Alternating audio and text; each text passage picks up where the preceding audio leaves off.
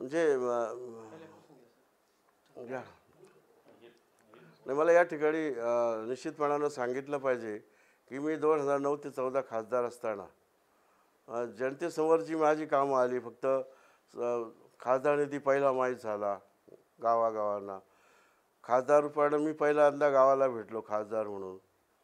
आणि तिसऱ्यांदा काहीतरी मी प्रत्येक गावात द्यायचा प्रयत्न केला, सुखादुःखाला भेटलो. आणि आपला माणूस म्हणून एक खासदार म्हणून माझी सर्व मान्यता किंवा चर्चा मला मतदारसंघात पाहायला मिळाली, ऐकायला मिळाली.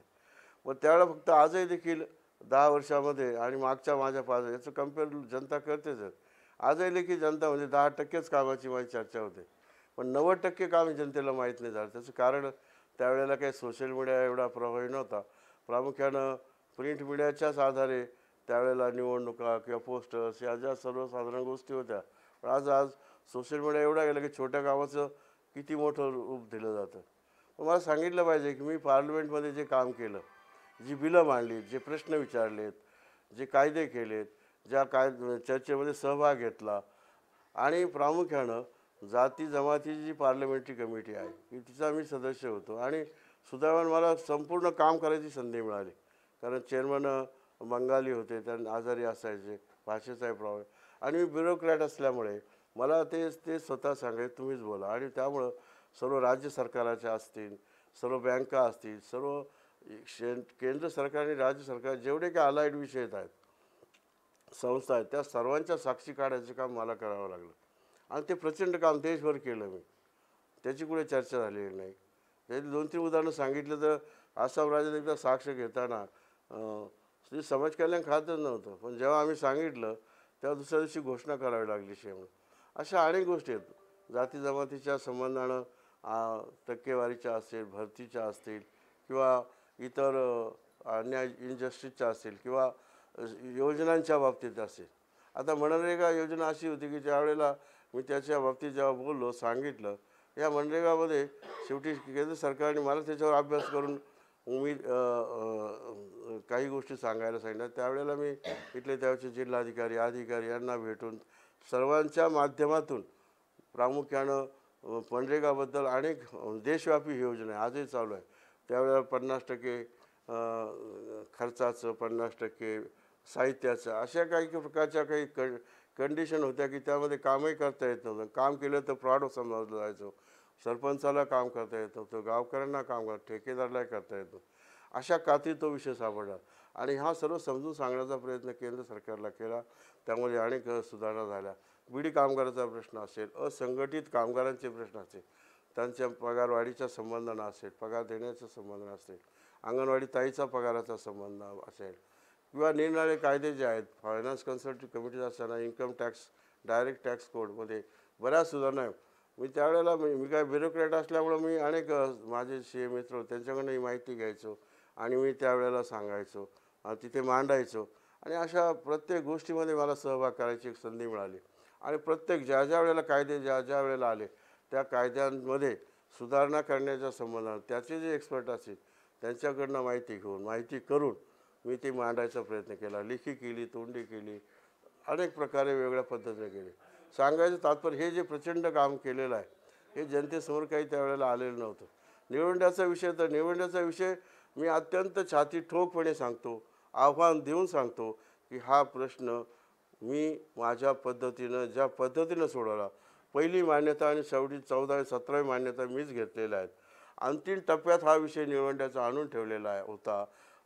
फक्त त्यावेळेला टेक्निकल ॲडव्हायझरी TSCची मीटिंग व्हायनं फक्त बाकी राहिलं होतं. बजेट तरतूद झालेली होती आणि या सर्व याला मान्यता द्यायची. त्यावेळेचे सगळे कागदपत्र, मंत्र्याच्या भेटी, मंत्र्यांबरोबर त्यावेळेचे जे मंत्री होते त्यांचे झालेल्या पत्रव्यवहार, प्राईम मिनिस्टर झालेल्या पत्रव्यवहार, हा सर्व माझ्या जवळ आहे.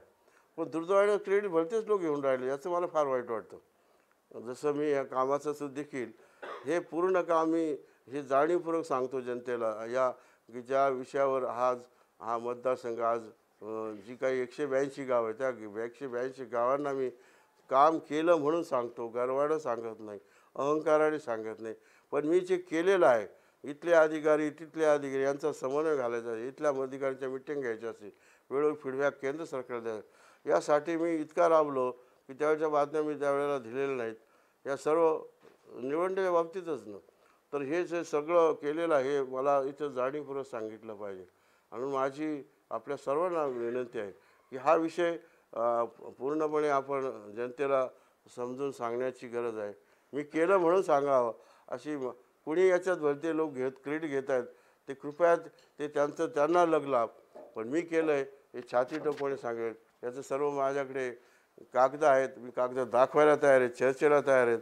आणि जनतेने ही बाब लक्षात घ्यावी अशी मी जनतेच्या चरणी निश्चितपणानं विनंती करीन. दुसरा विषय मला या ठिकाणी जाणीवपूर्वक मांडायचा आहे की समन्याय पाणी वाटपाचा जो नवीन विषय आता निर्माण झाला. 8 TMC पाणी आपलं वाहून गेलं आहे, म्हणजे वाहून गेलं आहे, नेलं आहे. 2005ला जो कायदा केला त्या कायद्यामुळे मग दारणा असेल, मुळा असेल, ह्या सर्व धरणांचं पाणी उचललं आणि ते मराठवाड्याला नेलेलं आहे.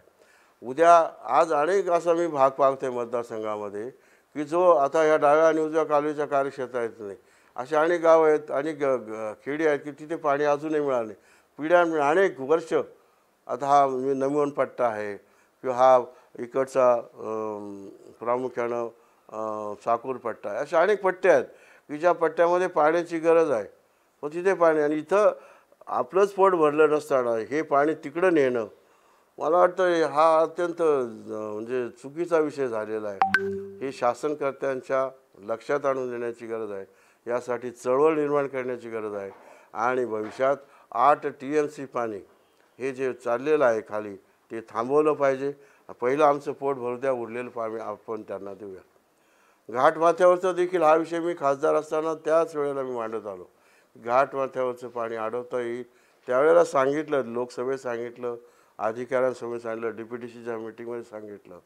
आणि त्यावेळेला ती खऱ्या अर्थानं त्याच्या अगोदर काही लोकांनी केलेली चर्चा नाही असं नाही, परंतु त्यानंतर खऱ्या अर्थानं चर्चेला याचं हे आलं आणि आज तो विषय राज्य सरकारनं स्वीकारलेला आहे. केंद्र सरकारने देखील स्वीकारण्याच्या परिस्थितीमध्ये आहे. पण हे पाणी देखील आम्हाला मिळालं पाहिजे.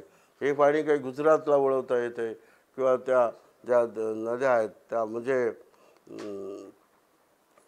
गुजरातलाच ते पाणी डायव्हर्ट होऊ शकतं. ते मोलगंगा त्या ज्या 2 नद्या त्या तापी खोरं तिकडनं ते पाणी तिकडेच वळवता येईल काय अशा प्रकारची एक शंका आहे. आणि एक प्रामुख्यानं हे पाणी मराठवाड्याला न्यायचं अशी एक कार्यवाही चालू आहे. पण हे पाणी आमच्या इकडच्या भागाला ते मिळालं पाहिजे. त्यासाठी देखील या इथल्या सर्वांची चळवळ उभी करण्याची गरज आहे. या निमित्तानं मी त्याचा सुतोवाच करेन. आणि भविष्यामध्ये ही चळवळ केल्याशिवाय पाणी मिळणार नाही. म्हणून समन्याय पाणी वाटपाच्या कायद्याचं पुनर्विलोकन व्हावं आणि जे पाणी पश्चिम वाहिन्याकडे जे वाहून जातं आहे पाणी ते थांबवलं तर त्याची पाणी आम्हाला मिळावं. आणि पाण्याचं समन्याय वाटप जे नावाखाली आज आमचा प्रचंड भाग सिंचनाच्या परिस्थितीमध्ये असताना देखील तिथे आज पूर्ण दुष्काळ परिस्थिती आहे, वेगळी परिस्थिती आहे. या दृष्टीनं देखील सरकारनं विचार करावा आपल्या माध्यमातून. मध्ये आम्ही आंदोलन केलं दुधाच्या बाबतीत, कांद्याच्या बाबतीमध्ये. आणि आपल्या लक्षात आलं असेल की आज दुधाचा जो विषय आहे की आज सरकारनं त्याचा भाव 34 रुपये ठरवला होता. आणि तो 34 रुपये भाव ठरवल्यामुळे शेतकऱ्यांच्या पुरवणाऱ्या ज्या काही आहार पुरवणाऱ्या ज्या काही संस्था आहेत, औषधं पुरवतात, त्यांनी मात्र औषधाच्या किमती 25-50% वाढवल्या.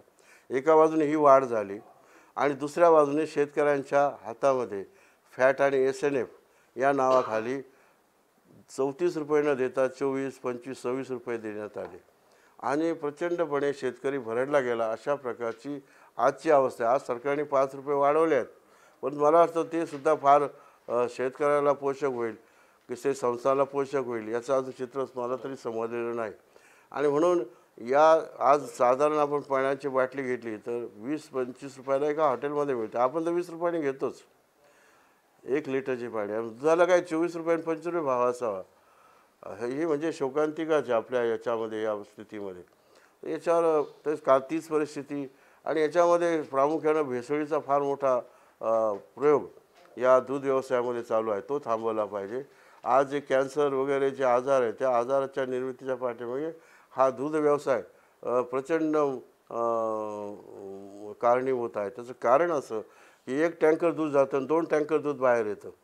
यामध्ये जे समाविष्ट असणारे जे कोणी जबाबदार घटक आहे, म्हणजे अधिकारी असतील, जे कोणी असतील या भेसळीला चालना देणार, त्या सर्वांवर म्हणजे शासनाने या या नवीन कायदा केला भेसळीच्या, त्या कायद्याखाली, एवढ्या कायद्याखाली कठोर कारवाई करा या मताचा मी आहे. नाही जर कारवाई नाही केली तर भविष्यामध्ये म्हणजे माणसं मारायला म्हणजे घातली जाते अशा प्रकारची स्थिती निर्माण होईल. आणि ती होऊ नये म्हणून काळजी सरकारने घेणं गरजेचं आहे, जनतेने घेणं गरजेचं आहे. कांद्याच्या बाबतीत मी पाहिलं एकरी ₹1,00,000 उत्पन्न मिळतं, पण आज 80-90 रुपये खर्च करू नये, 80-90 हजार खर्च करू नये, शेतकऱ्याच्या हातात म्हणजे नगण्य पैसे पडतात अशी स्थिती आहे. म्हणजे जे दर आता निर्यातीचं जे धोरण ठरवण्यात आलं त्या धोरणामुळं सर्वसाधारणपणे 1,00,000 जरी खर्च आला तर हातामध्ये 80-90 हजार म्हणजे तोट्यामध्ये कांदा फेकून देण्याची परिस्थिती निर्माण झाली. ठेवता येत नाही आणि फेकता येत नाही अशा प्रकारे शेतकरी याच्यामध्ये सापडलेला आहे. अशा अनेक गोष्टी आहेत. ह्या खरं शेतकऱ्यांच्या बाबतीमध्ये सरकारनं खूप गांभीर्याने विचार करण्याची गरज आहे. धोरणात्मक निर्णय घेण्याची गरज आहे आणि या सर्व गोष्टीचा सरकारने विचार करावा हे जाणीवपूर्वक मी आपल्यामार्फत सांगू इच्छितो. त्याचप्रमाणे पीक विमा योजनेमध्ये मला एक असं चित्र दिसतं आहे की पीक विमा कंपन्या सर्रास शेतकऱ्यांची लूट करायला बसलेल्या आहेत.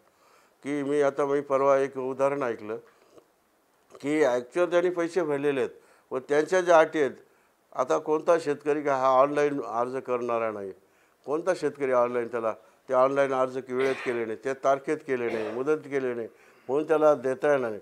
खरं ह्या ज्या अटी आणि टर्म कंडिशन ज्या घातलेल्या आहेत पीक योजनेच्या, त्या सर्व त्या अधिकाऱ्यांनी किंवा त्या पीक विमा कंपनीनं त्या केल्या पाहिजे, विमा कंपनीनं त्या करून घेतल्या पाहिजेत. आणि ह्या अटी कोणत्या प्रकारच्या नसल्या पाहिजेत. हे पंचनामे असतील किंवा त्यावेळचे पंचनामे असतील किंवा तुमचे लोक पंचनाम्याला पाठवा, परंतु शेतकऱ्याला या गोष्टीसाठी अडवता कामा नये किंवा यासाठी शेतकऱ्याचं नुकसान मिळणार नाही असं सांगता कामा नये.